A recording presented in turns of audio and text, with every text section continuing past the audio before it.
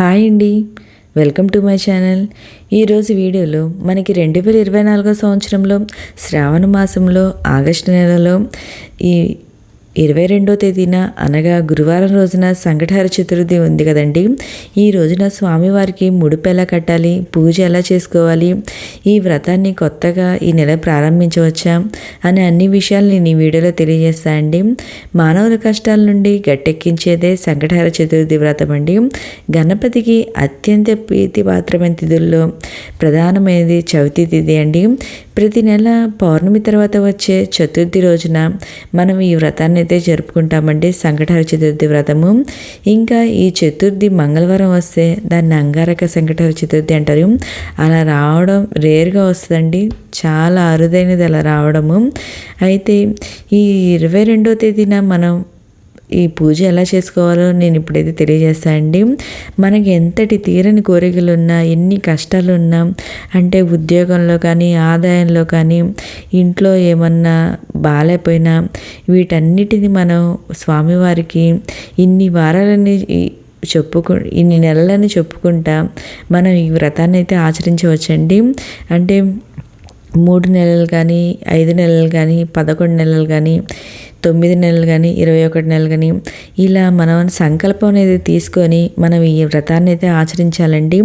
మనం ఎంత కష్టాలు ఉన్నా సరే మనం ఈ వ్రతాన్ని ఆచరిస్తే మన ఆ కష్టాలన్నీ గట్టెక్కుతామండి. మరి ఇది మనం పూజ మందిరాలైనా పూజ చేసుకోవచ్చు, లేదా సపరేట్గా పీఠం ఏర్పాటు చేసుకునైనా మనం ఈ పూజ అయితే చేసుకోవచ్చు అండి. సపరేట్గా పీఠం ఏర్పాటు చేసుకొని నేనైతే పూజ చేసుకున్నా అండి. మనం ఈ పీఠాన్ని ఈ సంకటహర చతుర్థి రోజున ఉదయము సాయంత్రం 2 పూటల పూజ అనేది ఉంటుందండి. ఉదయం పూట మనం పూజ చేసుకొని స్వామివారికి ముడుపు అనేది కట్టుకోవాలి. మనం సాయంత్రం పూజ అయ్యేదాకా ఈ పీఠాన్ని అయితే కదిలించకూడదండి, అట్లనే ఉంచాలి. కదిలించకుండా ఉపవాసం ఉండి ఆ రోజు మనం ఈ వ్రతాన్ని అయితే ఆచరించాలండి. చక్కగా తలస్నానం చేసి ఉదయాన్నే మన స్వామివారికి చక్కగా పూలతో అలంకరణ చేసుకొని ఈ పూజ అయితే ప్రారంభించి ముందుగానే పసుపుతో గణపతిని అయితే చేసుకోవాలండి. చేసుకొని స్వామివారికి పసుపు, కుంకుమ, గంధం, అక్షంతలు, పూలు సమర్పించుకోవాలి. సమర్పించిన తర్వాత ధూపం, దీపం, నైవేద్యం అనేది సమర్పించాలండి. సమర్పించి మనం ఆ పీఠాన్ని ఏంటంటే సాయంత్రం చంద్రదర్శనం అయ్యాక పూజ చంద్రునికి అర్ఘ్యం అనేది సమర్పించాక ఆ పీఠం అనేది కదిలించాలండి. అప్పుడు దాకా మనం పీఠాన్ని కదిలించకుండా అలాగే ఉంచి మనం 2 పూటల పూజ అయితే చేయాలండి. నేను ఇక్కడ సపరేట్గా పీఠం ఏర్పాటు చేసుకొని ఈ పూజ అయితే చేసుకున్నాను. మీరు పూజా మందిరంలో చేసుకోవచ్చండి. ఒకవేళ కుదరదు మాకు సపరేట్ పీఠం అనుకున్న వాళ్ళు పూజా మందిరంలో చేసుకోవచ్చు. ఇక్కడ ఉదయం పూజ చేసుకొని స్వామివారికి ముడుపు అనేది కట్టాలి.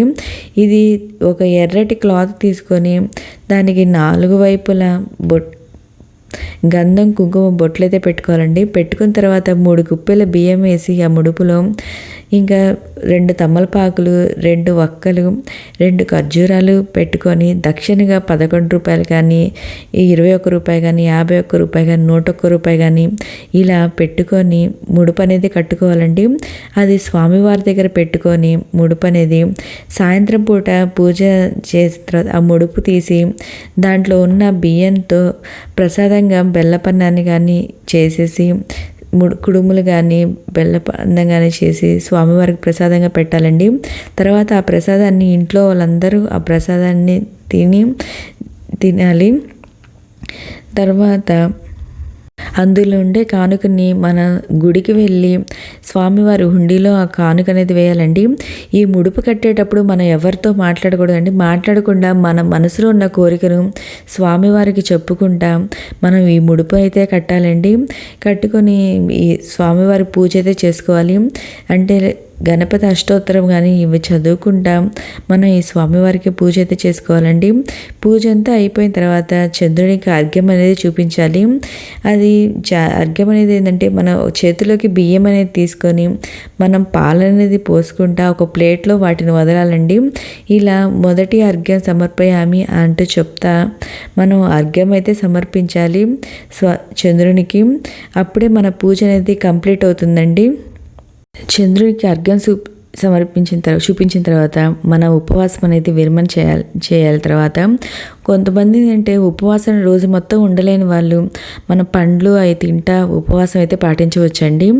ఇంకా ఈ కొంతమందికి సందేహాలు ఏముంటే అది చంద్రుడు మనకు కనిపించరు కదా, అప్పుడు ఎలా అర్ఘ్యం అనేది చూపించడం అనే సందేహం అయితే ఉందండి. మనకి చంద్రుడు కనిపించిపోయిన నక్షత్రాలు కనిపిస్తాయి కదండి, ఆ నక్షత్రాలను చూసైనా మనం అర్ఘ్యం అనేది సమర్పించి మన ఉపవాస విరమణ అనేది చేయొచ్చు.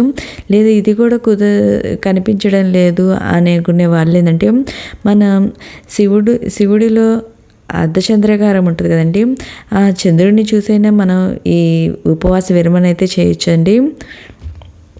ఇలా నేను మా ఇంట్లో సంకటహర చతుర్థి వ్రతాన్ని అయితే చేసుకున్నాను అండి. కొత్తగా ప్రారంభించే వాళ్ళు ఎప్పుడైనా ప్రారంభించవచ్చండి. ఈ వ్రతాన్ని మీ ఇష్టం అండి, మీరు ఎప్పుడైనా ప్రారంభించుకోవచ్చు. ఆ స్వామివారికి మన నిష్టగా పూజ అనేది చేస్తున్నాం కాబట్టి మనం ఎప్పుడు ప్రారంభించినా ఏం కాదండి. మీకు ఈ వీడియో నచ్చితే లైక్ చేయండి, మీ ఫ్రెండ్స్ అండ్ ఫ్యామిలీ మెంబర్కి షేర్ చేయండి. మీకు ఇంకా ఏమైనా సందేహాలు ఉంటే ఈ వ్రతం గురించి నా కామెంట్ బాక్స్లో మెన్షన్ అయితే చేయండి. నేను ప్రతి ఒక్కరికి రిప్లై అనేది ఇస్తాను అండి. ఓకే అండి, థ్యాంక్ యూ ఫర్ వాచింగ్.